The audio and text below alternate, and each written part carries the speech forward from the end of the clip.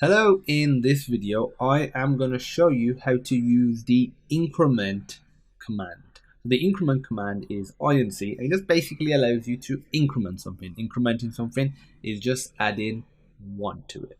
Okay, so the increment command, you can use it on a register or a variable. It doesn't actually matter. We're going to do it on a register, but what I want you to do as an extra task is do it on a variable. So what we have is this little simple application that's provided by default that prints out hello world. And what we're going to do is increment this register right here.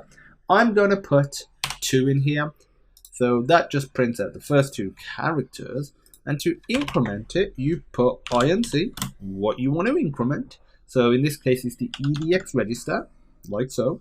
And if you were incrementing a variable, you would encase the variable in brackets like so. But as it's a register, you just access it directly. Now here, we're going to run all of this again, except for what we moved into the EDX register, because we want what happened there. We want what's in there by default to be not by in there by default, what's in there previously to be incremented. So if we run it and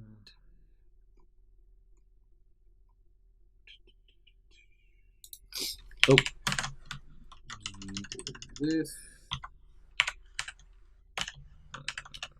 So run it now, and we get HE out. Fantastic. And again, if we was to, let's say, increment it twice, we should get 2 more, which will result in L and O. So we should get the full word hello. And we do. So that's literally all there is. And that's how you increment a variable or a register. If you have any questions, feel free to pop me a message. And as usual, I look forward to seeing you in the next video.